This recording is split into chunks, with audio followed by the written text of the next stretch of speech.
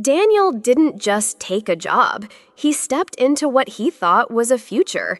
The company, Bennett & Co., was run by Harold Bennett, his wife's father, a man respected in the industry for his decades of leadership and discipline. Daniel believed joining the firm wasn't just smart, it was personal. It meant proving himself not only in the boardroom, but at the dinner table too. And at first, everything seemed perfect. Harold welcomed him with a firm handshake and a proud smile. He introduced Daniel to the team as one of the most promising minds of his generation. He even called him son in meetings. Daniel saw it as a golden bridge, one that could connect his professional dreams to his personal life. He thought, if I work hard, deliver results, and stay humble, I'll earn both his respect and my place in the company. So Daniel went all in. He came in early, stayed late, he studied client files over dinner, he skipped weekends, holidays, even his own birthday. This wasn't just a job. It was his chance to build a legacy. What he didn't know was that someone else was already writing the rules behind his back. Daniel didn't just want to succeed, he needed to be seen, to be valued, especially by Harold. So he pushed harder. He became the first one in and the last to leave. His inbox never slept, neither did his mind. He skipped family vacations, postponed holidays, and took client calls on his wedding anniversary. He even missed his grandmother's funeral because Harold had set up a high-stakes meeting that couldn't be rescheduled. And through it all, he never complained. Because deep down, Daniel believed that if he kept sacrificing, if he stayed loyal and useful enough, Harold would finally say what he never had. You've earned your place. Not as my son-in-law, but as my equal. But those words never came. In meetings, Harold called him son. But in private, Daniel overheard him say, he's decent. But he still has a lot to prove. The man Daniel was trying to impress had already decided, quietly, privately, that he'd never be enough. Daniel could feel it, even before he heard it. The side glances, the smirks, the silence when he walked into a room. At first, he ignored it. He told himself it was jealousy, or insecurity. He was married to the boss's daughter, after all. But then came the whispers. Of course he's staying late.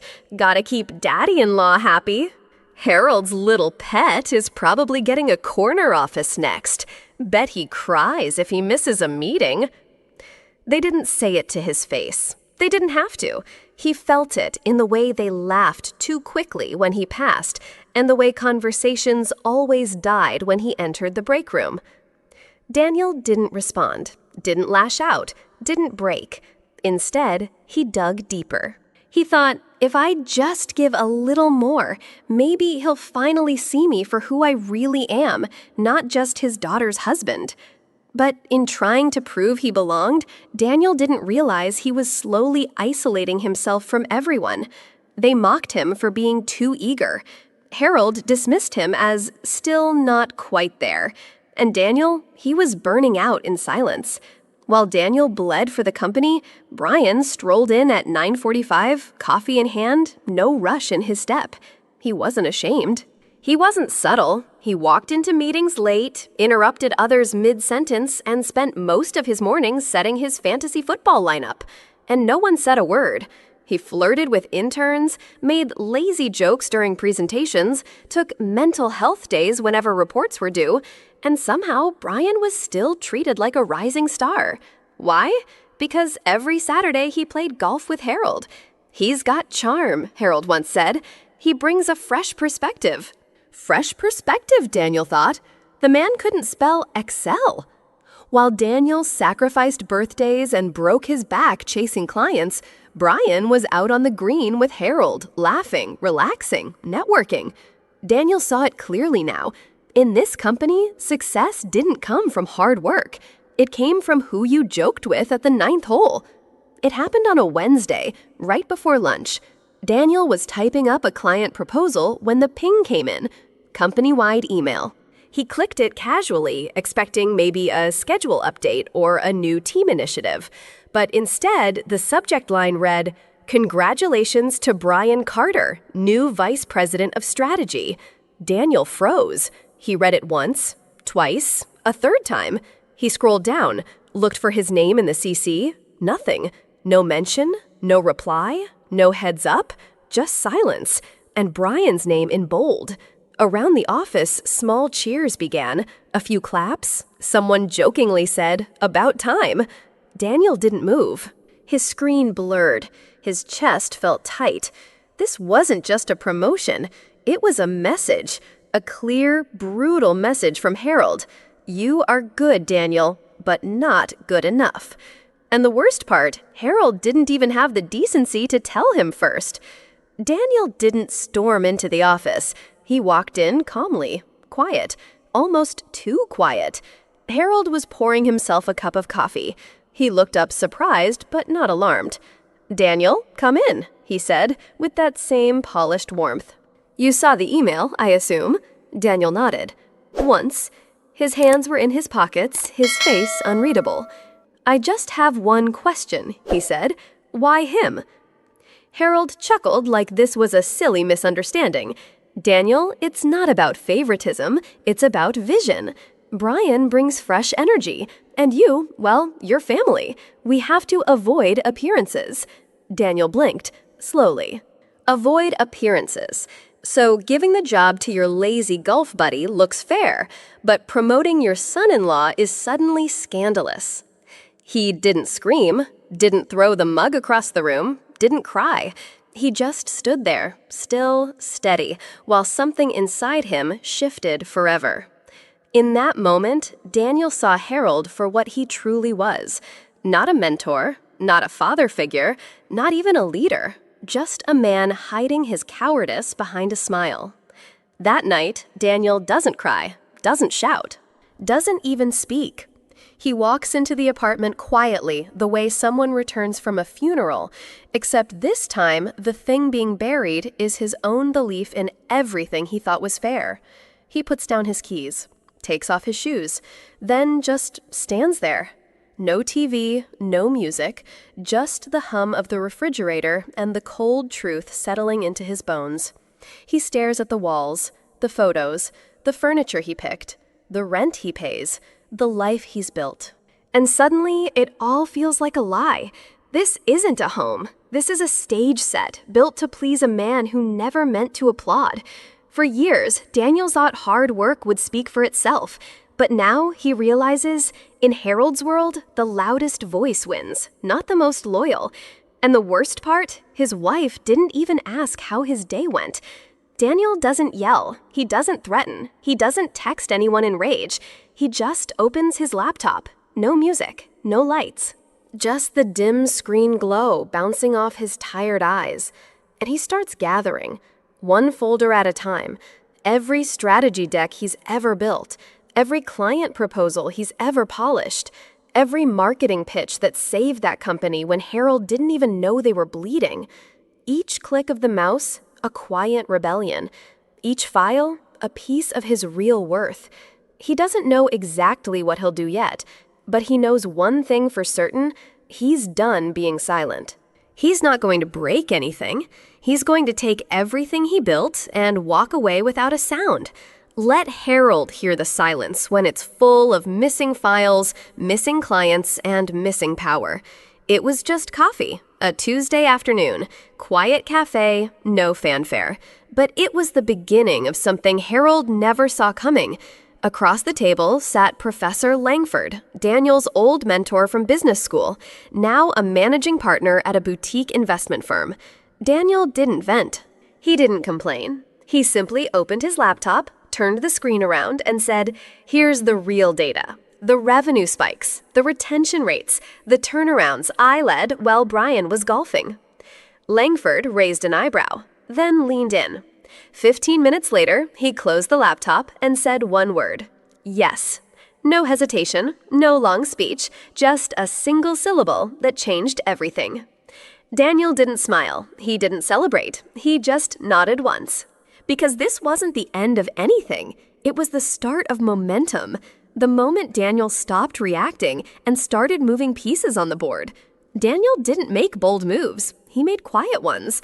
No public drama, no LinkedIn hints, no talk of leaving. He simply reached out to the clients who had trusted him for years, the ones who texted him at midnight during crises, the ones who said, "We stay with Bennett because of you." So he asked, one by one, coffee meetings, casual calls, subtle check-ins. "Just a question," he'd say. "If I moved on, would you stay?" There was no pressure, no pitch deck, no promises, only the truth delivered gently. And the answers? Without you, no. We go where you go. You've always been the reason we trusted the brand, not Harold, not the name. Daniel didn't gloat, he just listened, because now he wasn't asking for loyalty, he was confirming it. The answers came quietly, but each one hit like thunder. Yes. Wherever you go, you don't even have to ask. One client chuckled before replying, "Honestly, you're the only reason we tolerated Bennett & Co. Their invoices are a nightmare. Their leadership? Arrogant. But you actually listen." Another texted him just 5 minutes after they met. "We'll follow your lead. Just tell us when." Daniel read them all in silence. No grin, no ego, just truth settling into his chest like armor. He had spent 5 years chasing Harold's approval, and in 5 minutes, strangers were offering him something far more valuable: respect. It was a small move, just one file. Daniel renamed it, subtly sent it to Brian's assistant with a polite, "Final draft attached." Except it wasn't. It was the wrong version of the client pitch deck, an outdated one, missing numbers, mismatched slides.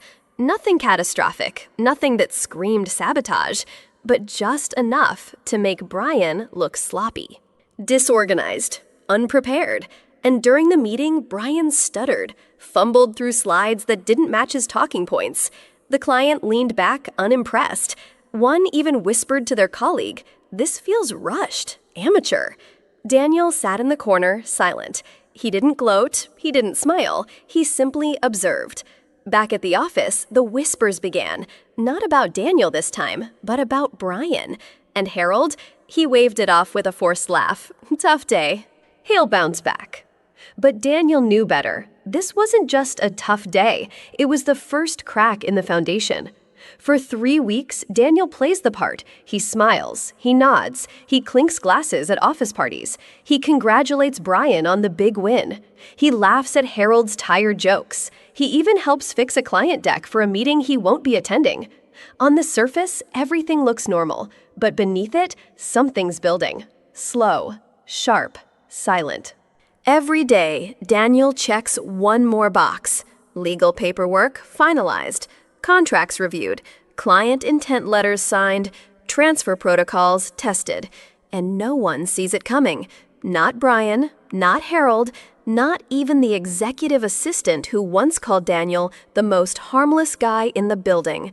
They don't see the look in his eyes change. They don't see how calm he's become, because the storm is no longer around him. It's under his control. 3 pages, printed, stapled. Centered on Harold's desk. Page 1, gratitude. Daniel kept it professional. "I want to thank you for the opportunity. I've learned a great deal under your leadership. I value the time I've spent with the team." It was polished, courteous, exactly what Harold expected. Page 2, client list.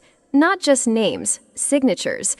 Confirmed intentions to leave with Daniel as soon as he made the move. It wasn't a threat, it was a fact. Page 3, only one paragraph. "You feared nepotism." I agree. That's why I'm leaving with my ideas, my clients, and my dignity. No anger, no venom, just clarity. Daniel didn't hand it to Harold in person. He left it with the executive assistant, sealed in a folder labeled confidential.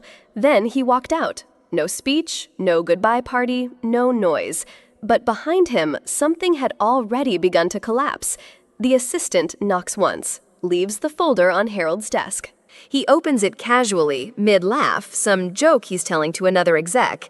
Page 1, fine, expected. Page 2, strange. Page 3, he stops laughing. The chuckle dies in his throat. His cheeks, once flushed from laughter, turn pale. His fingers tremble slightly on the paper. Is this a joke?" he whispers, not even looking up. Behind him, Daniel is already halfway out the building. But the line Harold just read, it echoes louder than any confrontation. You feared nepotism. I agree. That's why I'm leaving with my ideas, my clients, and my dignity. Harold stares at the words, then at the list of clients, then at the empty doorway. And that's when he realizes he didn't just lose an employee. He lost the engine, the brain, the loyalty, the quiet one who never asked for credit but took everything back without asking.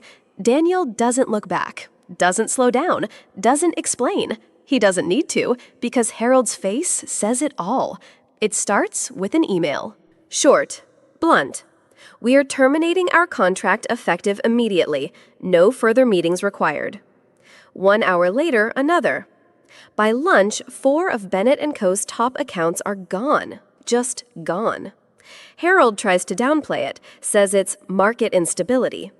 But in the boardroom, the air is sharp. People whisper, eyes shift.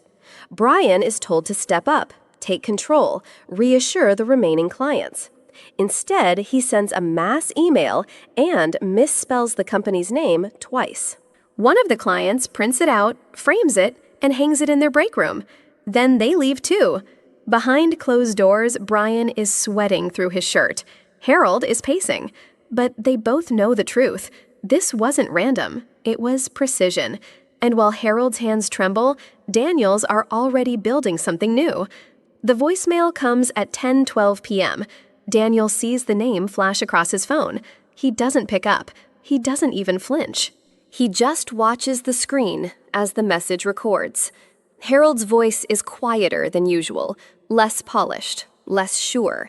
Son, be rational. Don't burn bridges. We can still work something out. Click. End of message. Daniel lets the silence hang, then presses delete. He doesn't call back. He doesn't need to, because Harold was wrong about one thing. Daniel didn't burn the bridge. He reclaimed it. The office isn't big, but it's his. Glass walls, clean desk, no portraits, no ego. Just light, just space, just freedom. The launch party is modest, no flashy sponsors, no empty speeches, just real people, real partners, real trust. Daniel stands near the window holding a glass of champagne. He doesn't give a toast, but his wife does. She raises her glass, looks only at him, to the one who built it all, without anyone's name but his own. Applause, warm, earned. In the corner, someone asks if Harold is coming. Daniel hears it, doesn't answer. But the truth hangs in the air unspoken. Harold didn't show up. He couldn't, because tonight isn't his. It never was. Brian is on medical leave, that's what the memo says. Burnout, exhaustion, stress-related symptoms. But everyone in the office knows the truth. He wasn't overworked. He was overexposed. When Daniel left, all the buffers were gone. No more polished decks, no last-minute saves, no one to hide his incompetence. Emails went unanswered. Deadlines passed quietly. Clients got colder, then silent, then gone. And Brian, he cracked. He stopped showing up, stopped responding, just disappeared into the silence he used to laugh over. The office itself bleeding, revenue down, morale crushed. And Harold, he's no longer leading, just surviving. A CEO whose choices are now on full display for everyone to see. The favorite he protected became the hole he can't patch. Harold doesn't say much these days. Not in meetings, not at home. His office, once buzzing with calls and deals, now sits in quiet decline. His daughter hasn't called in weeks, not since the launch party. Not since she raised her glass for Daniel and not him. And the clients, one by one, they sign with the new firm. They don't even hesitate, because they're not chasing a brand anymore. They're chasing competence. And Harold, he watches from a distance. The man he once dismissed as still not ready is now the name on every investor's lips. Every headline, every event invite, every LinkedIn announcement that doesn't include Harold at all, His legacy fading, like ink on paper that was never meant to last. Daniel never said it to Harold's face. He didn't need to, because now Harold sees it everywhere, in headlines, in contracts signed, in investor circles that no longer include him, and in his own daughter's silence. Daniel didn't break him with rage. He broke the illusion quietly. And in his heart, Daniel knows, you laughed when I quit. Now you watch me build without you. This wasn't revenge, not even close. There's no pleasure in Harold's downfall, only clarity that Harold never built anything with him. He built around him, over him, and now Daniel has built beyond him. This isn't revenge, Harold. It's clarity, and it tastes better than any title you could have handed me. Legacy isn't given. It's carved, earned, and now it wears Daniel's name. Respect isn't inherited. It's earned. And when it's denied to you, even after you've done everything right, you don't need to scream, beg, or break down. Sometimes the most powerful move is to walk away with your integrity intact, your work in hand, and your head held high.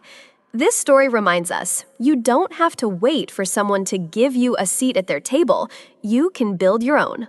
And when you do, those who once ignored your worth, they'll have no choice but to watch from the sidelines. Dignity, strategy, quiet strength. That's not revenge. That's evolution. If this story moved you, made you reflect, or reminded you of your own quiet strength, subscribe to Through Her Eyes for more real, raw, and resonant stories that show the power of walking away and rising anyway. Because sometimes the loudest victories come from the quietest exits. Tap the bell so you never miss a story that could change how you see everything.